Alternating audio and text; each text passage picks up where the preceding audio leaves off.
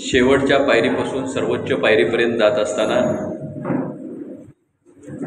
अनेक कार्यक्रमांना उपस्थिती लावण्याचा आणि त्याच्यामध्ये सहभागी होण्याचा योग माझ्यासारख्या कार्यकर्त्याला आयुष्यभरामध्ये आला. ज्या संविधानानं ह्या भारताची रचना झाली, बऱ्याच वेळा आपण आपल्या धर्मग्रंथ त्या ठिकाणी वाचत असतो. कोण भगवद्गीता वाचतं, कोण कुराण वाचतं, कोण बायबल वाचतं. पण त्यामुळं खऱ्या अर्थानं देशाला देश म्हणून आपल्याला मान्यता मिळाली आणि तुम्ही सर्वजण भारतीय म्हणून स्वतः अभिमानानं जगू शकता आणि स्वातंत्र्यानं श्वास घेऊ शकता. त्या संविधानाचंच वाचन कधी होत नाही ते आज रोही गावामध्ये त्या ठिकाणी होतं. आणि शेख सरांसारख्या एका विद्वान माणसानं ज्यानं यशोदामध्ये काम केलंय, मास्टर ट्रेनर म्हणून काम केलंय आणि आजही ते या ठिकाणी संविधानाचं वाचनच नव्हे, त्याचबरोबर विविध विषयांवर तुम्हाला सशक्त करण्यासाठी म्हणून अनेक गावांमध्ये ते जातात. परवाच हातकणंगलेलाही त्यांचा त्या ठिकाणी कार्यक्रम झाला. आणि आज मी जयसिंगराव मनापासून तुमचं अभिनंदन करेन की तुम्ही शेख सरांना आज रुई गावामध्ये या ठिकाणी बोलवलं आणि त्यांच्या बरोबरीनं आज सर्वांना संविधानाची आठवण या निमित्तानं आपण करून घेतली. नुसतीच आठवण नाही, आपण बाबासाहेब आंबेडकरांचं नाव दरवेळी कुठल्या ना कुठल्या राजकीय कार्यक्रमामध्ये या ठिकाणी काढतो, सामाजिक कार्यक्रमामध्ये काढतो, त्यांचा फोटो घरामध्ये ठेवतो. पण त्यांनी जी लोकशाहीला सगळ्यात मोठं गिफ्ट दिलंय त्याचं वाचनाने आपण त्याचं स्मरणच कधी करत नाही. आज या निमित्तानं बाबासाहेबांच्या विचाराचा जागर या ठिकाणी होतोय हे मला या ठिकाणी की त्या विचाराचा जागर करण्याचा मान जयसिंगराव तुम्ही मिळवला.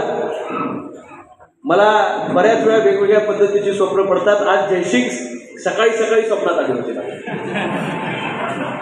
अनेकांच्या हिरो हिरोईन येतात, वेगवेगळे चित्रपट पाहिले.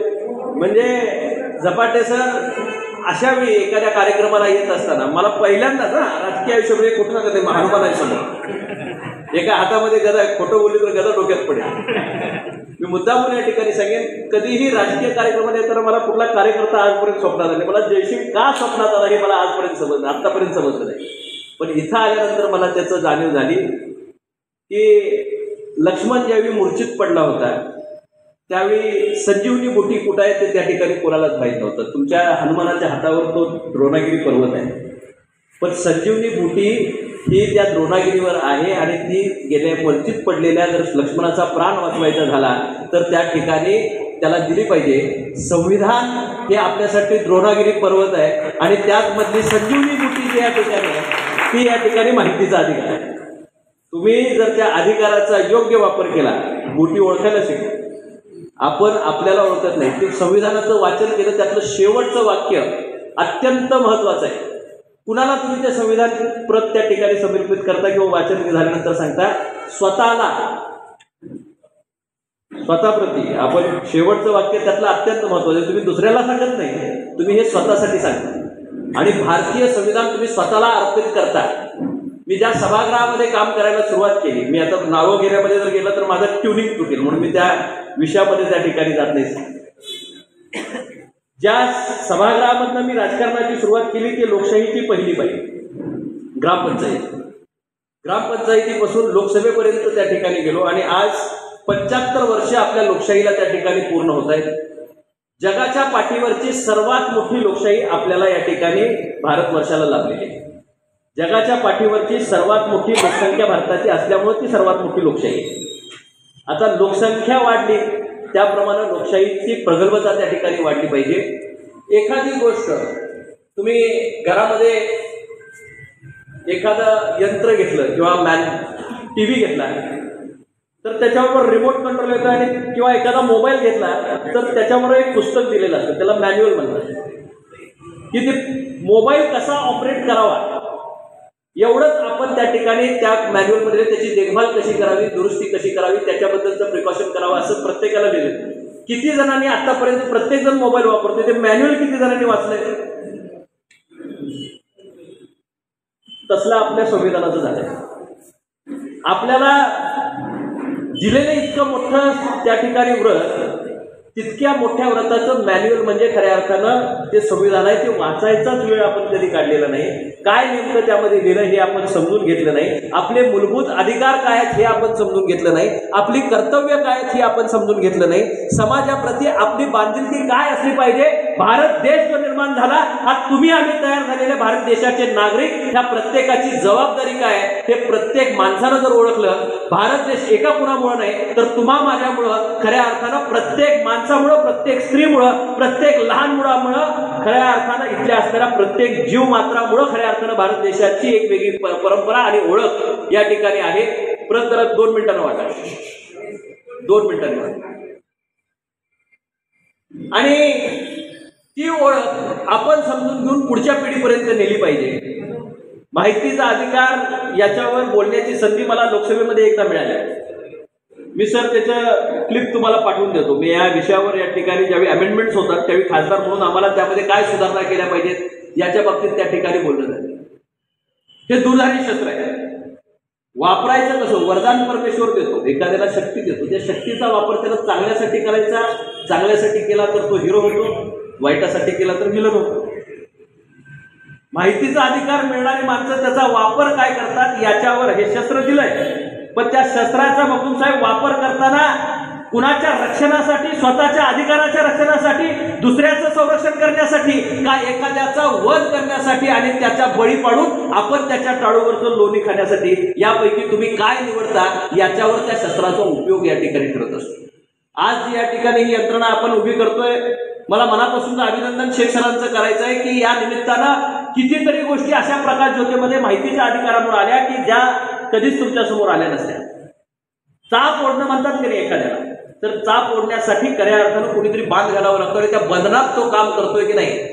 एखादा आता तलाठी असेल, ग्रामसेवक असेल, कलेक्टर असेल किंवा राज्याचा मुख्य सचिव असेल, यांच्यापर्यंत काम करत असताना साचेबद्ध पद्धतीनं संविधानाला धरून काम करतो का नाही या पद्धतीनं, आणि जे अधिकार आपल्याला प्राप्त झाले त्या अधिकार कक्षेमध्ये तो त्या ठिकाणी काम करतो का नाही योग्य पद्धतीनं.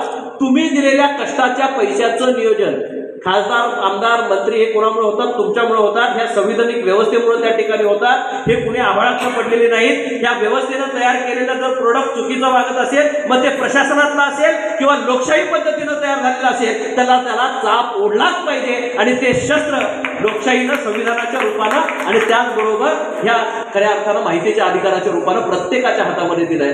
पण जागरूक नागरिक सापडणं फार अवघड. नागरिक सापडणं फार सोपं आहे. जागरूक नागरिक, संवेदनशील नागरिक, आपल्या कर्तव्याची त्याचबरोबर असणाऱ्या सगळ्या व्यवस्थेबाबतीत आपण किती यामध्ये इन्व्हॉल्व राहतो. भारत माझा देश आहे, आम्ही सर्व भारतीय आहोत, सर्व माझे भारतीय बंधू भगिनी आहेत, हे आपण प्रिॲम्बलमध्ये त्या ठिकाणी वाचतो. पण त्याचबरोबर सर्व भारतीयांच्या प्रती माझं काय कर्तव्य आहे की नाही.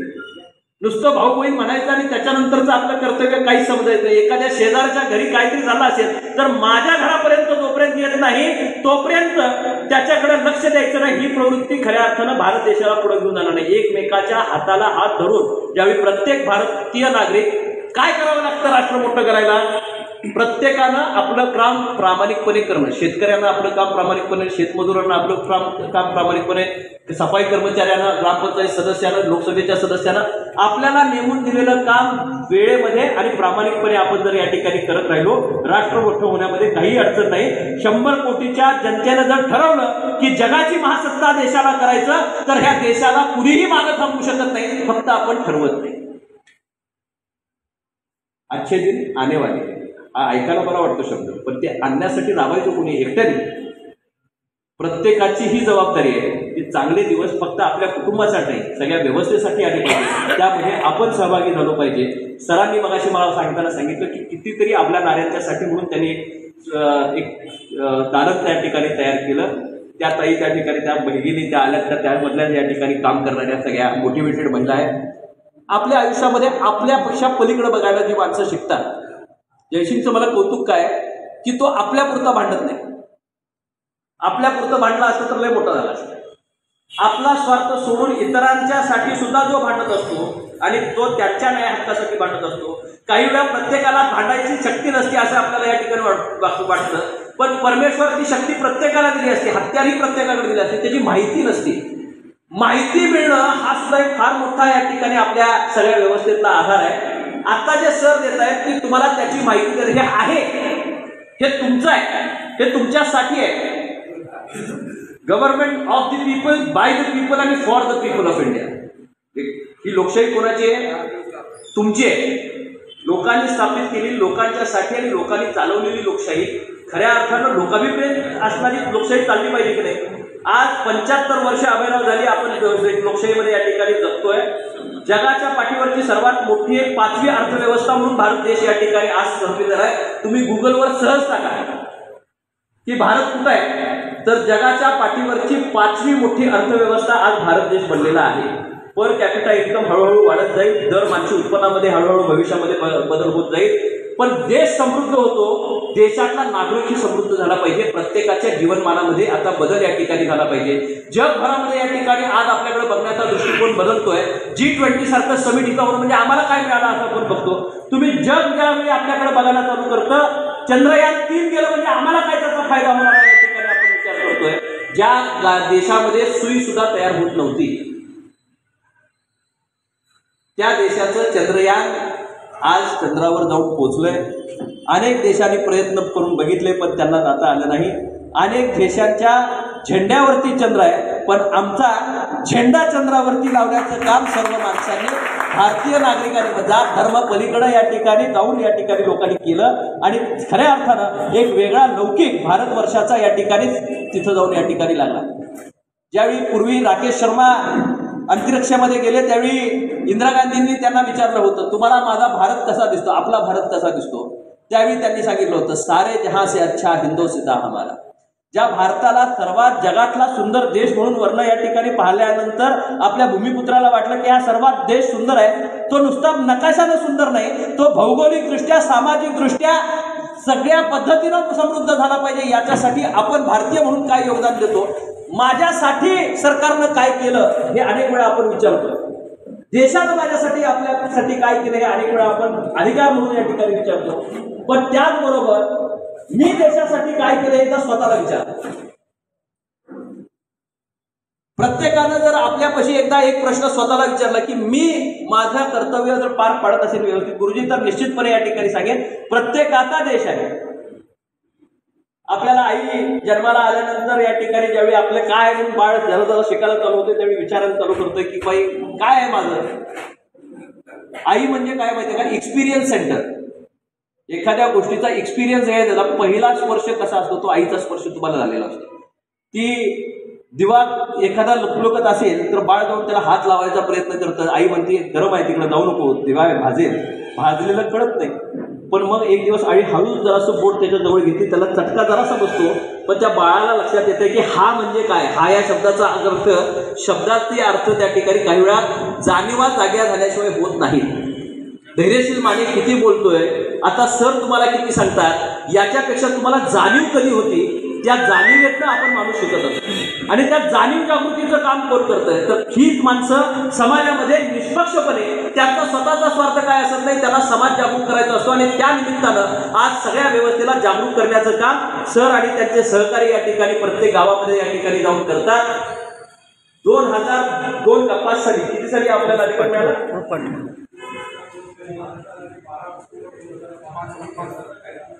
2002 साली महाराष्ट्रामध्ये आणि 2005 साली हा महाराष्ट्राचा कायदा हा देशानं सुद्धा अवलंबून घेतला. आणि संविधानामध्ये कलम 19 मध्ये मला सरांनी सांगितलं की याचं प्रावधान डॉक्टर बाबासाहेब आंबेडकरांनी त्याच काळामध्ये करून ठेवलंय.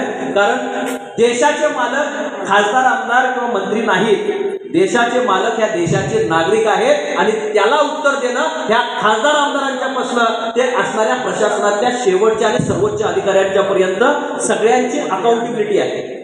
तुम्ही सेवक म्हणून आहात, तुम्ही विश्वस्त म्हणून आहात, तुम्ही मालक नाहीत. याची जाणीव आपलं संविधान वेळोवेळी त्या ठिकाणी करून देत असतं. आपण आपल्या पदानं काही वेळा भारावून जातो, आपण कोणतरी मोठं झाले आपल्याला असं वाटतं. तुम्ही त्या निमित्तानं लोकांचं काम करण्यासाठी तिथे प्रतिनिधी झालेला असतात आणि त्या प्रतिनिधी पदाचा उपयोग आपण सर्वसामान्य माणसासाठी काय करतो याच्यावर खऱ्या अर्थानं त्या पिढीचं भविष्य अवलंबून असतं. आज सरांच्या निमित्तानं रुई गावातल्या नवीन पिढीला आपल्याला हे समजायला लागेल. मुलांनी, तरुण मुलांनी खरं तर जास्त मोठ्या प्रमाणात इथं येणं गरजेचं आहे. वडीलधारी मंडळी या ठिकाणी आहेत. जयसिंगरावांच्या संबंधातनं ही बरीच लोक आलेत. खासदार येणार आहेत म्हणून काही लोक त्या ठिकाणी आलेत. काही लोक या ठिकाणी सरांचं ऐकायचंच म्हणून या ठिकाणी आलेले आहेत. मगाशी गुरुजींनी सांगताना सांगितलं की खासदार गेल्यानंतर सुद्धा तुम्हाला थांबावं लागणार आहे. शपथ मी घेतलेली नाही, तुम्ही घेतली. एकट्यानं मी घेतली नाही, म्हणजे मी घेतेच, पण त्याबरोबर तुम्हीही शपथ घेतली. शपथ ज्यावेळी छातीवर हात ठेवून एखादा माणूस घेत असतो त्यावेळी ती हृदयाला हात लावलेली शपथ असते. आणि तुम्ही घेतलेली शपथ ही हृदयाला लावून संविधानाची शपथ घेतली. संविधानाच्या चौकटीमध्ये मी ज्यावेळी लोकसभेमध्ये गेलो त्यावेळी मी लोकशाहीची शपथ त्या सभागृहामध्ये त्या ठिकाणी घेतली. पण पहिल्या पायरीवरनं शेवटच्या पायरीवर जात असताना किती मोठी लोकशाही आपली प्रगल्भ आहे. ज्या संसदेमध्ये काम करतोय मी त्या संसदेचं पार्लमेंट जे नाव आहे ते आता नवीन पार्लमेंट आपलं लोकशाहीचं दुसरं मंदिर तयार झालं. पण पहिलं मंदिराचं नाव काय दिलं मोदींनी? संविधान भवन. त्याला नाव दुसरं तिसरं काही नाही. ते कुठलंही भवन ठेवता आलं असतं, पण ह्या देशाचं लोकशाहीचं मंदिर जर या ठिकाणी पहिलं कुठलं असेल तर ते आपली जुनी संसद आहे. त्याच्यामध्ये भारतीय घटना पहिल्यांदा भारतीयांच्यासाठी बहाल करण्यात आली. त्या सभागृहाचा सदस्य होण्याचा मान तुम्ही सर्वांनी मला त्या ठिकाणी दिला आणि त्याचं नाव संविधान भवन आहे. त्याचं लिखाण करणारा माझा महाराष्ट्राचा बाबासाहेब आंबेडकर होता. त्या मातीत तयार झाला होता आणि त्या माणसानं केलेल्या ह्या प्रयत्नाचं किती मोठं खऱ्या अर्थानं माझ्यासारख्या कार्यकर्त्याचं भाग्य आहे की जिथं at the stroke of midnight म्हणून त्या ठिकाणी ज्यावेळी नेहरूजी होते त्यावेळी त्यांनी सांगितलं की the country world will see and India will, म्हणजे ज्यावेळी जग झोपलेलं असेल त्यावेळी देश माझा स्वतंत्र झाला असेल रात्रीच्या 12 वाजता, असं त्या ठिकाणी नेहरूजींनी at the stroke of midnight म्हणून त्या ठिकाणी त्यांचं भाषण केलं होतं. ते त्याच सभागृहामध्ये बाबासाहेब आंबेडकरांनी घटना आपल्या लोकांना दिली होती ती त्याच सभागृहामध्ये. जवाहरलाल नेहरूंच्यापासनं या ठिकाणी महात्मा गांधींच्या पासून ते या ठिकाणी असणाऱ्या इंदिराजी असतील, राजीवजी असतील, आत्ताचे सध्या अटलजी असतील, त्या ठिकाणी मोदीजी असतील, या सगळ्यांची श्रृंखला त्या सभागृहामध्ये या ठिकाणी तयार झाली. प्रत्येकानं आपल्या आपल्या परीनं देशाला योगदान देण्याचं, लालबहादूर शास्त्रींच्या पासून सगळ्यांनी त्या ठिकाणी योगदान देण्याचं काम केलं. काही वेळा डाव्यांचं आलं, काही वेळा उजव्यांचं आलं, पण खरं लोकशाहीचं मंदिर ह्या सगळ्या डाव्या उजव्यांच्यामुळेच त्या ठिकाणी तयार होत असतं. दोन्ही विचार समाजाला महत्वाचे असतात. काय घ्यायचं आणि कसं जायचं हे आपण ठरवायचं असतं. त्याच्या वेळच्या परिस्थितीला सामना करणारा माणूस, संकटाला न घाबरून जाणारा माणूस, प्रतिकूल परिस्थितीमध्ये लढा उभा करणारा माणूस, नुसतं स्वतःचाच नव्हे तर परपंचा समाजाचा सर्व परपंचा मांडणारा माणूस ज्यावेळी समाज व्यवस्थेमध्ये ऍक्टिव्ह होतो त्यावेळी तो लोकशाहीच्या दुसऱ्या टप्प्यावर जातो. हनुमानाच्या आशीर्वादानं निश्चितपणे पहिल्यांदा ज्यावेळी आपला देश स्वतंत्र झाला ते हे पेलणार नाही म्हटले आपल्याला. हा देश फार स्वतंत्र काय राहू शकणार नाही. यांच्याकडे कसलीच इन्फ्रास्ट्रक्चर नाही, यांच्याकडे ती बुद्धिमत्ता नाही, त्या पद्धतीची माणसं नाही, त्या पद्धतीचं प्रशासन नाही, त्या पद्धतीनं ज्या पद्धतीने इंग्रजांनी नियोजन लावून दिलं त्या पद्धतीचं नियोजन नाही म्हणून ते म्हटले. आणि हे पारतंत्र्यामध्ये काही दिवसामध्ये जाईल. ज्यावेळी भारतीयांनी देश हातामध्ये घेतला त्यावेळी तो कसा होता. एक काळ सोन्याची चिडिया म्हणून आपल्या देशाला म्हणायला जायचे, खुळखुळा करून त्यांनी हातामध्ये दिला होता. आज एक काळ असा होता की इंग्रज आपल्याला रिकामं करून गेले होते. आज इंग्लंडचा सुद्धा राष्ट्राध्यक्ष भारताचा मुलगा आहे. काळ कसा बदलतो बघा. एक काळ पारतंत्र्यामध्ये इंग्रजांनी आपल्यावर राज्य केलं, पण जे वाघिणीचं दूध शिक्षणाच्या निमित्तानं आपल्याकडे येऊन पोचलं त्या इंग्लंडवर जिथं ब्रिटिशचा फ्लॅग इथं या ठिकाणी राहायचा, भारतीय वंशाचा एक मुलगा आज तिथला पंतप्रधान म्हणून काम करतो. खऱ्या अर्थानं लोकशाही कुठल्या कुठे गेली. आम्ही मांडलिकत्व त्यांच्या मांडलिकत्वाखाली जगत होतो. आज त्यांचं राष्ट्र आमचा पंतप्रधान, आमच्या रक्ताच्या वंशजाचा पंतप्रधान घेऊन या ठिकाणी त्यांचा देश चालवतोय. जग बदलतंय, आपणही बदललं पाहिजे. जग आपल्याकडे आता अपेक्षेनं बघतोय. आणि हे सगळा देश जे म्हणत होते ना की हा टिकणार नाही, याचे चिंध्याळ्या उडतील, हे एकत्र राहणार नाहीत. इंग्रजांनी राज्य वेगवेगळ्या छोट्या छोट्या राज्यातनं हा देश आपल्याकडनं काढून घेतला आणि त्यांनी जाताना सांगितलं की आम्ही हा तुम्हाला भारत देश आम्हाला माहित नाही, भारत हा देशच नाही, इंडिया नावाचा कुठला देश आम्हाला माहित नाही, आम्ही छोट्या छोट्या संस्थानिकांच्याकडनं आम्ही देश घेतला आणि त्यांची राज्य त्यांना परत करू.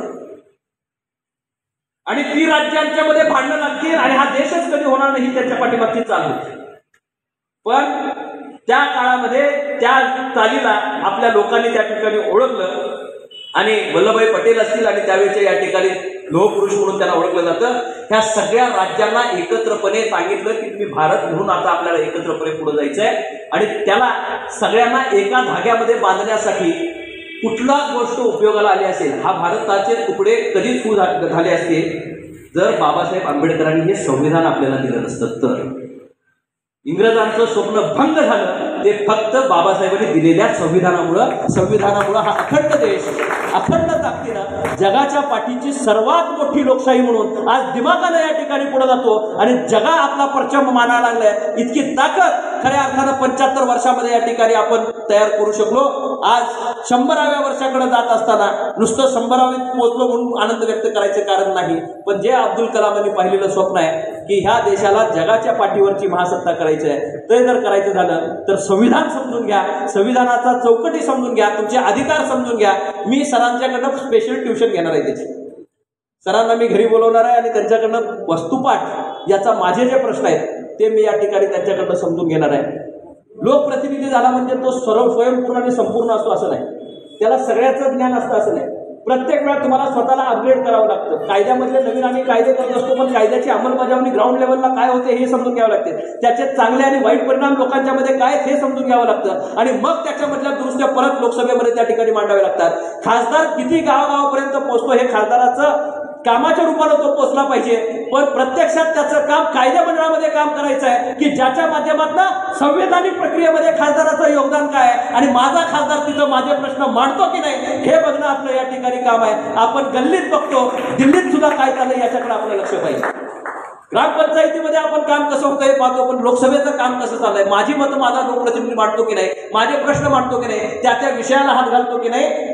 जागरूक जनता हीच सक्षम देशाची गुरुकिल्ली आहे. जागरूक जनता हीच खऱ्या अर्थानं आम्हाला वेगवेगळी दिशा देखण्याची काम आहे आणि आज त्याला जागरूक जर करायची झालं तर हे अंजन डोळ्यामध्ये घालणं गरजेचं आहे आणि ते घालण्यासाठी शेख सर या ठिकाणी मुद्दामून आले.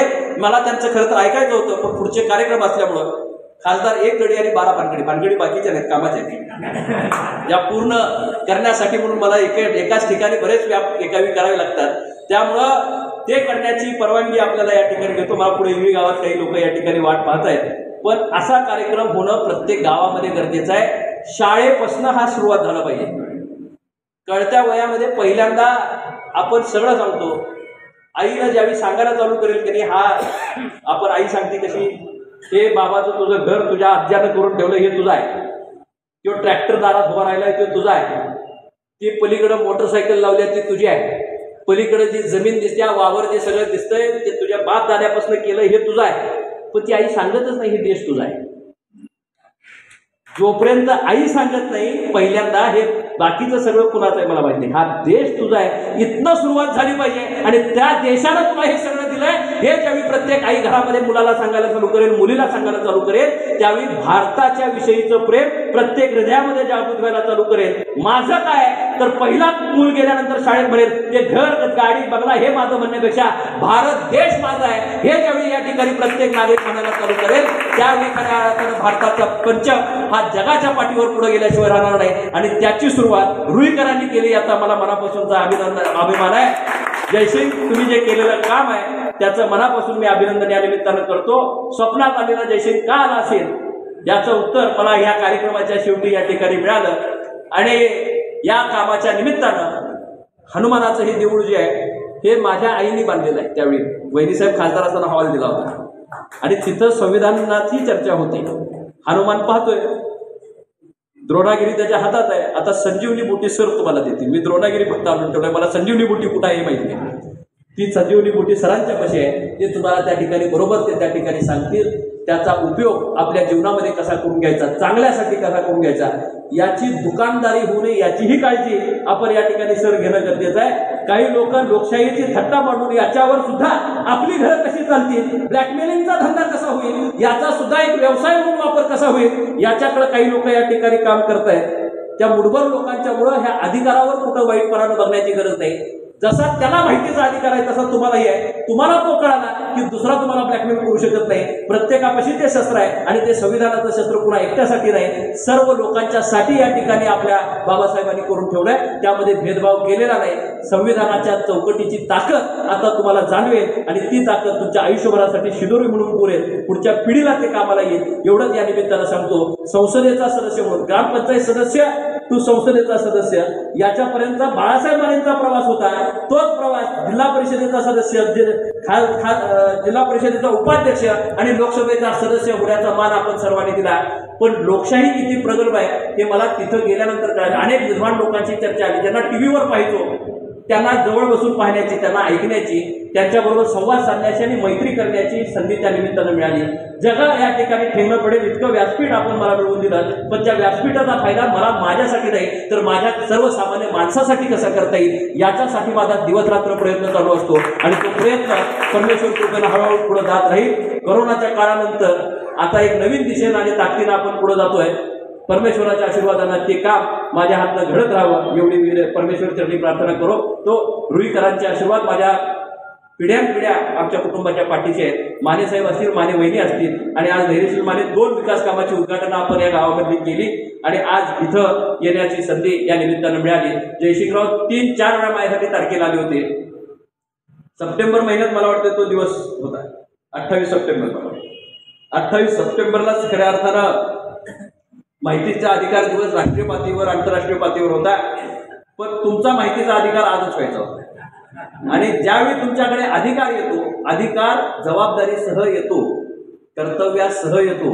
अधिकार हा मालकी हक्क गाजवण्यासाठी नसतो तर तो संरक्षणार्थ आणि चांगलं काम करण्यासाठी, एखाद्यावर अन्याय होण्याचा आपण पायबंद घालण्यासाठी होतो. अधिकाराचा वापर चांगला जर झाला तर समृद्धीकडे आपण जातो. अधिकाराचाच वापर निगेटिव्हिटीकडे झाला तर आपण कुठंतरी वाईट वळणाला लागतो. त्या दिशेनं नेण्याची ताकद हनुमानानं आपल्याला द्यावी की ज्या दिशेनं ह्या देशाला मोठं करण्याची ताकद आपल्या सर्वांच्या अंगी करावी ही परमेश्वर चरणी प्रार्थना करतो आणि रुईकरांचे आभार मानून माझे लांबलेले मनोगत संपवतो. जय हिंद, जय महाराष्ट्र.